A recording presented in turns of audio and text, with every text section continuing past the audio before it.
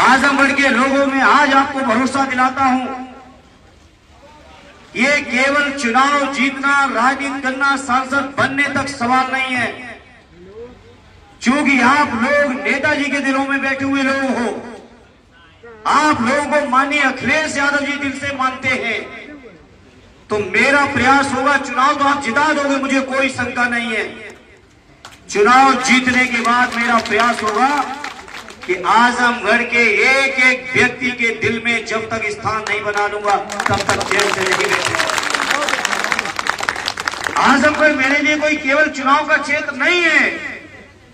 आजमगढ़ के लोग जो नेताजी के दिलों में बैठे, माननीय अखिलेश जी के दिलों में बैठे, स्वर्गीय रामदयाल जी, स्वर्गीय चंद्रजी जी से लेकर स्वर्गीय रामबच्चन जी, स्वर्गीय ईश्वर जी के दिलों में जो बैठे हुए लोग हैं, इन लोगों की जब तक दिल से सेवा न कर दूं, जब तक इस क्षेत्र के लोगों की बहुत ईमानदारी से सेवा न कर सकूं, आजमगढ़ के लोगों, ये मेरे लिए कोई राजनीतिक क्षेत्र नहीं, ये मेरे लिए उस मंदिर के तौर पे है जिस मंदिर की रात दिन पुजारी सेवा करता है, पुजारी बन के आपकी सेवा करता है। अपने साथियों की भी जब तक दिलों की बातें नहीं होंगी तब तक ये कार्यक्रम अधूरा रह जाएगा। इसलिए मैं आजमगढ़ के साथियों आपको बताना चाहता हूं, जहां आपकी मुझे दिल से सेवा करनी है, वही समाजवादी झंडा जो आजमगढ़ वालों ने कभी झुकने नहीं दिया, उस झंडे को और बुलंद करने में कोई कमी नहीं रखूंगा। ये मैं आपको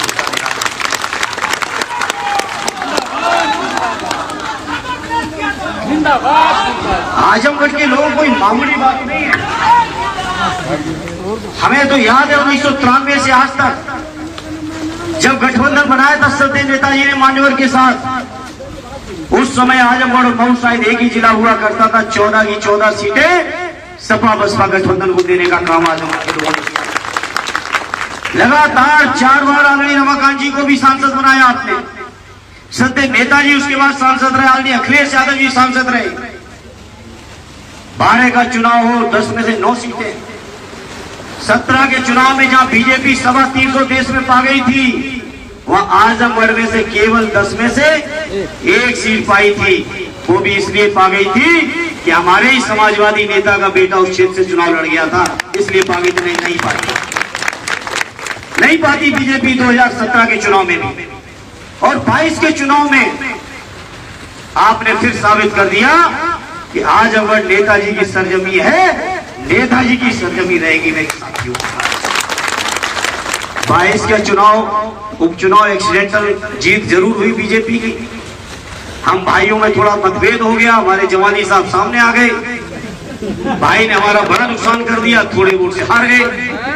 लेकिन मैं धन्यवाद देता हूं इस मंच से अपने राष्ट्रीय अध्यक्ष जी को, जिन्होंने आदरणीय जमानी साहब को ज्वाइन कराया और आदरणीय जमानी साहब को जिन्होंने आना कबूल किया हमारी पार्टी में। उसके बाद तो फिर कोई चुनाव ही नहीं है। जहां आजमगढ़ के मेरे लोगों, मेरे भाइयों, मेरे बुजुर्गों, आपसे हमको जज्बाती रिश्ते चलाने हैं, वहीं मैं जानता हूं कि आजमगढ़ की सरजमी मामूली सरजमी नहीं है। देश के सामने जब कोई बड़ी राजनीतिक चुनौती आई, चाहे देश की जब आजादी की लड़ाई चल रही थी, चाहे इमरजेंसी की लड़ाई चल रही हो, या समाजवादियों के सामने जब कभी चुनौती आई, तो आजमगढ़ के लोगों ने समाजवादियों को हमेशा झंडा को बुलंद करने का काम किया, कभी आजमगढ़ के लोगों ने पीठ दिखाने का काम। इसलिए इस मौके पर मैं कहना चाहता हूं, जहां इस क्षेत्र से चुनाव तो आदरणीय दरोगा जी को और मुझे आपका आशीर्वाद मिलेगा ही मिलेगा, वहीं आजमगढ़ के लोगों में आज आपको भरोसा दिलाता हूं, आपका प्रतिनिधि बन के जब जाऊंगा तो कोई दिल्ली में गूंगा बहरा एमपी बन के नहीं बैठने जाऊंगा, ये ध्यान। और ऐसा भी एमपी बन के नहीं जाऊंगा कोई कितनी भी बड़ी से बड़ी सामने चीजें खड़ी रहे, चाहे कोई तानाशाह खड़ा रहे, लेकिन आपका बेटा कभी आपका मान सम्मान गिरने नहीं देगा। पीढ़ी की लड़ाई जो आदरणीय अखिलेश यादव जी ने छेड़ी है, उस लड़ाई का सबसे मजबूत वकील बन के आपके बीच रहूंगा। ये आजमगढ़ के लोग आपको फील करते हैं।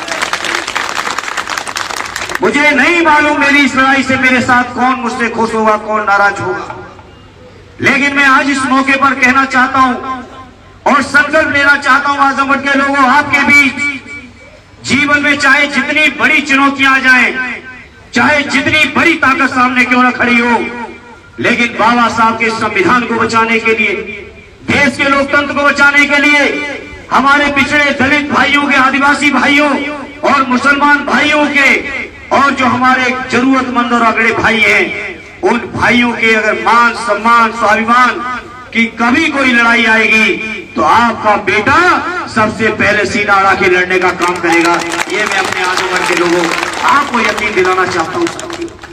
और ये बातें कोई आज में चुनाव की उम्मीदवारी के कारण आपके बीच नहीं कह रहा हूँ।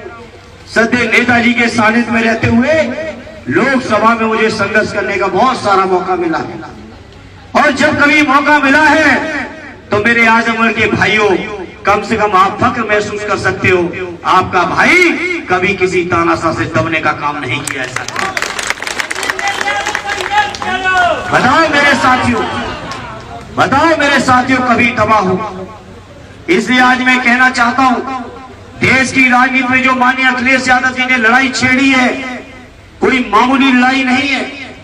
और आप सभी जानते हो, जब इस लड़ाई को जिस किसी ने छेड़ा, चाहे आजादी से पहले हमारे बाबा साहब भीमराव अम्बेडकर जी ने छेड़ा हो, चाहे सदैव नेताजी ने छेड़ा हो, कर्पूरी ठाकुर जी ने छेड़ा हो, मान्यवर काशीराम जी ने छेड़ा हो, आदरणीय लालू प्रसाद जी ने छेड़ा हो, जब किसी लोगों ने भी समाज के दबे कुचले शोषित पीड़ित लोगों की आवाज को छेड़ने का काम किया, आवाज को बुलंद करने का काम किया है, तो निश्चित तौर पे ये सामंती लोगों ने अन्याय अत्याचार में और षड्यंत्र में कभी कमी नहीं रखी मेरे साथियों।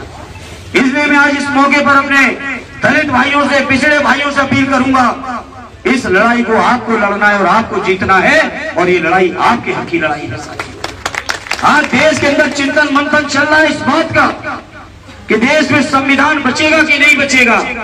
मैं समझता हूं जो 2 चरणों का चुनाव हुआ है, उस चुनाव के वहां के जनमानस ने ये साबित कर दिया है कि बाबा साहब के संविधान को जो छेड़ने की कोशिश करेगा वो गद्दी से उतरने में समय उसको नहीं लगेगा।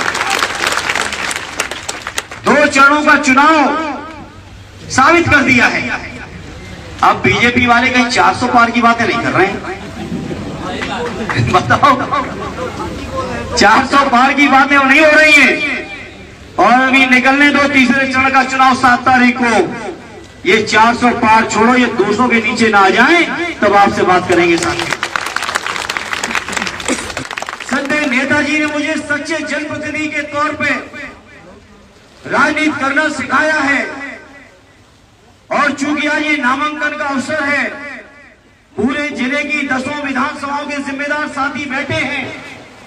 आप ही सबको जाके क्षेत्र में प्रचार प्रसार करके लोगों को मनाना है, समझाना है। इसलिए मैं अपने कार्यकर्ता साथियों के बीच, अपने नेता साथियों के बीच वो सब बातें कहना चाहता हूं जो मेरे दिल में है। मेरे भाई, मेरे दिल में इस बात को लेके है कि जिस क्षेत्र को सदैव नेताजी ने इतना माना हो, उस क्षेत्र के लोगों की सेवा करने में किसी तरह की कोई कमी रह गई तो मैं मान लूंगा कि मेरी राजनीति में, मेरे परिवेश में कोई गलती नहीं। मेरा प्रयास होगा मेरे आजमगढ़ के भाइयों, क्या आप सबकी इतनी दिल से सेवा कर सकूं, आपकी इतनी मेहनत से सेवा कर सकूं, आपकी इतने अपनेपन से सेवा कर सकूं, आप लोगों की जज्बातों के साथ सेवा कर सकूं, ये मेरा ईमानदारी से प्रयास होगा मेरे आजमगढ़ के साथ।